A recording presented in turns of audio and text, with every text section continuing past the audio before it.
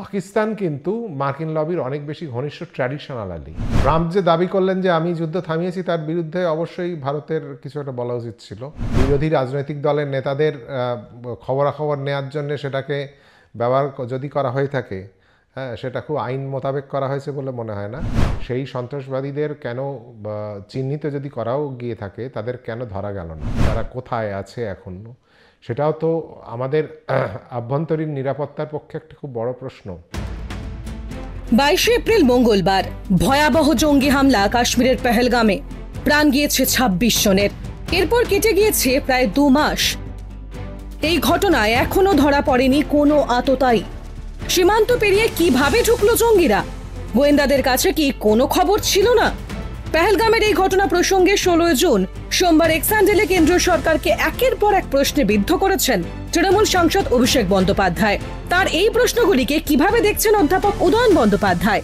কথা বলল এই সময় অনলাইন।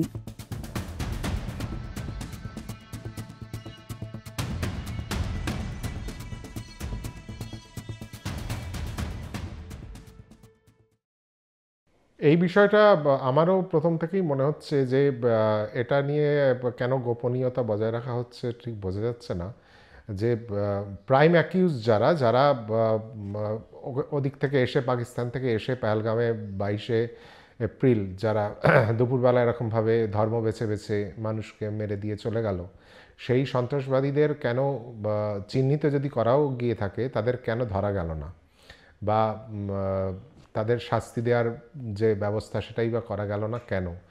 এবং সেই ধরা যে যাচ্ছে না, এতদিন অবধি তাদের যে কোনো খবর নেই, তারা কোথায় আছে এখনও, সেটাও তো আমাদের আভ্যন্তরীণ নিরাপত্তার পক্ষে একটা খুব বড় প্রশ্ন। কারণ এরা যদি মানে নিজেদের খুশি মতো ঘুরে বেড়াতে পারে ওখানে, যেমনভাবে তারা এসছিল, যে সবার অলক্ষ্যে এসে তারা এই যে বড় অপরাধটা ঘটিয়ে তারা আবার চলে গেল, বেড়াটপকে পালিয়ে গেল, এটা তো খুব স্বাভাবিক ঘটনা নয়। তো এই ঘটনাটা আমার মনে হয় যে এটা খুব সঙ্গত প্রশ্ন।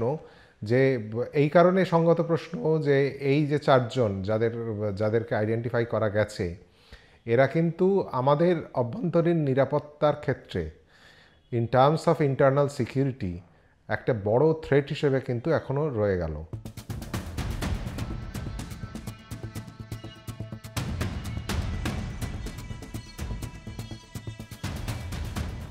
পাকিস্তান কিন্তু মার্কিন লবির অনেক বেশি ঘনিষ্ঠ ট্র্যাডিশনাল আলি। ফলে পাকিস্তান যে সহায়তাগুলো পাচ্ছে, IMF থেকে যে অর্থ সাহায্য পাচ্ছে, সেটা অবশ্য একটা শর্তের বিনিময়ে, যে তোমরা কোনো সংঘর্ষে যাবে না ভারতের সাথে। হ্যাঁ, সেইটা পাচ্ছে ঠিকই, কিন্তু সেটা পাওয়াটা খুব অস্বাভাবিকও নয়। সেখানে ভারতের পররাষ্ট্রনীতির পরিবর্তন করতে গেলে এবং তার একটা পারসেপশন ইন্টারন্যাশনালি সেটা ছাপ ফেলতে গেলে, সেটা আরও কিছুদিন সময় লাগবে বলে আমি মনে করি।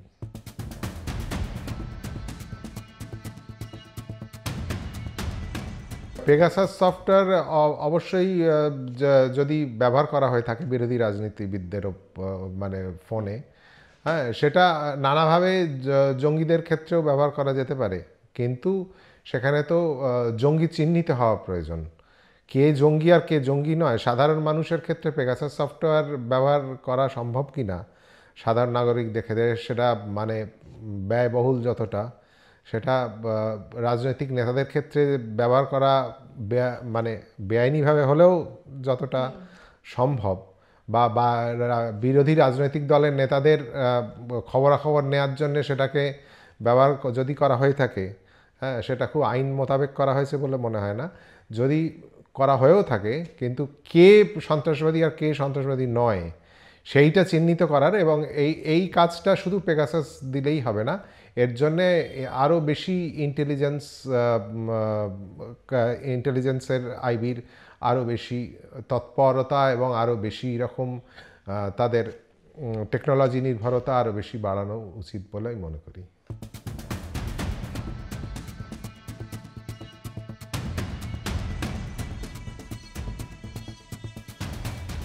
ট্রাম্প যে দাবি করলেন যে আমি যুদ্ধ থামিয়েছি, তার বিরুদ্ধে অবশ্যই ভারতের কিছু একটা বলা উচিত ছিল। এ বিষয়ে আমি সহমত, কিন্তু সিজফায়ার, এটা তো যুদ্ধ ঘোষণা করে যুদ্ধ হয়নি, ফলে এখানে সিজফায়ার ঘোষণা করারও কোনো প্রশ্ন উঠছে না। কারণ এখানে এক ধরনের বলবো ওই সার্জিক্যাল স্ট্রাইকের মতোই হয়েছে, যেখানে যুদ্ধ ঘোষণা করা হয় সেখানে সিজফায়ারের প্রশ্ন ওঠে। এখানে এখানে যেটা হয়েছিল এটা কোনো যুদ্ধ নয়, কনভেনশনাল ওয়ার নয়, এটা আ কাইন্ড অফ সার্জিক্যাল স্ট্রাইক। সেই সার্জিক্যাল স্ট্রাইকটা করাটা বন্ধ করে দিল, এইটুকু হতে পারে, বা দুজনের মধ্যে একটা অ্যাডজাস্টমেন্ট হলো, তাতে সার্জিক্যাল স্ট্রাইকটা বন্ধ করলো, ওরাও রিটালিয়েশনটা বন্ধ করে দিল, পাকিস্তান বন্ধ করে দিল, সেটা একটা বিষয়। কিন্তু আমি মনে করি এটা একটা বুদ্ধিমানের মতো কাজই করেছে ভারত সরকার। 370 ধারা যখন বিলোপ করা হয়েছে তখনই আমি একটি বড় আর্টিকেল লিখেছিলাম, সেখানে আমি লিখেছিলাম, এই সময় পত্রিকাতেই প্রকাশিত হয়েছিল সেই আর্টিকেলটা। সেখানে আমি লিখেছিলাম যে এই যে 370 ধারার যে সুযোগ সুবিধাগুলো কাশ্মীরকে দেওয়া বন্ধ করে দেওয়া হলো, 370 ধারা যে কার্যত বিলোপ করে দেওয়া হলো, এর ফলে কিন্তু ভারত সরকার যে লাইন অফ কন্ট্রোল, সেই লাইন অফ কন্ট্রোলটাকে মেনে নিল। অর্থাৎ পিওকে যে পাকিস্তানের, সেটা কিন্তু মেনে নিল। যতদিন 370 ধারা থাকতো ততদিন কিন্তু বিশেষ মর্যাদার প্রশ্নটা থাকতো, ততদিন কিন্তু পিওকে নিয়ে ডিসপিউট থাকতো। এই যে ডিসপিউটের নিরসন করলো ভারত সরকার, সেটা হচ্ছে লাইন অফ কন্ট্রোল মেনে নিল, 370 ধারা বিলোপ করে কাশ্মীরের ওই অঞ্চলটুকুকে ভারতের ন্যাচারাল স্টেট হিসেবে গণ্য করে নেওয়া হলো। এটা আমি তখনই লিখেছিলাম, এবং এটা আমি এখনও মনে করি যে পিওকে নিয়ে খুব রাজনৈতিক চটুল আলোচনার যেগুলো রয়েছে, ভোটের জন্যে বিজেপি মাঝে সাঝে বলে টলে, কিন্তু তার কোনো গভীর পলিসিগত নীতিগত কোনো ভাবনা চিন্তা বা করার মতো পরিস্থিতি বিজেপির নেই, এবং কেন্দ্রীয় সরকারের নেই, আগেও ছিল না। এবং পিওকে নিতে গেলে যে ধরনের আন্তর্জাতিক আইনের যে বিষয়গুলো চলে আসবে, বিশেষত সেখানে আবার একটা রেফারেন্ডাম নেওয়া, ভোট করা ইত্যাদি, এই সমস্ত বিষয় রাষ্ট্রসংঘের, কারণ পাকিস্তান তো এটা বসে থাকবে না, পাকিস্তান এটাকে রাষ্ট্রসংঘে নিয়ে যাবে, এবং রাষ্ট্রসংঘের আবার মানে তাদের ইন্টারভেনশনটা আবার বাড়বে। সেইটা খুব বাঞ্ছিত পরিস্থিতির দিকে ভারতকে নিয়ে যাবে না।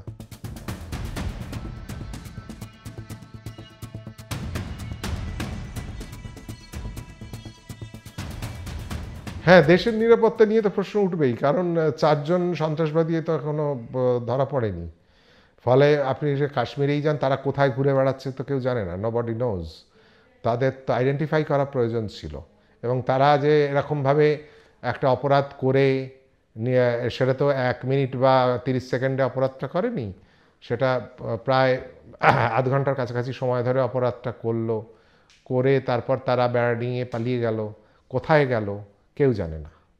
আপনি ওখানে আপনার টোটালি ইন্টেলিজেন্স ফেলিওর, এবং তার পরবর্তীকালে আপনি যে যে কাজগুলো করা দরকার ছিল সেগুলো কতটা সুষ্ঠুভাবে করে উঠতে পেরেছেন সেটাও প্রশ্নের সামনে আসা উচিত। ফলে এই যারা ভারতের ক্ষতি করতে চাইছে, ইন্টারনাল সিকিউরিটির ক্ষতি করতে চাইছে, তারা যদি এরম ঘুরে বেড়ায়, তাহলে ওরা একটা স্পেকটাকুলার ইভেন্ট করেই খালি আপনি ভারতের ইন্টারনাল সিকিউরিটিকে খুব সুনিশ্চিত করতে পারবেন, এরম মনে করার কোনো কারণ নেই। কাজে এই প্রশ্ন বা এই ইস্যুটা অত্যন্ত প্রাসঙ্গিক। ডাউনলোড করুন এই সময় অ্যাপ iOS ও অ্যান্ড্রয়েডের জন্য।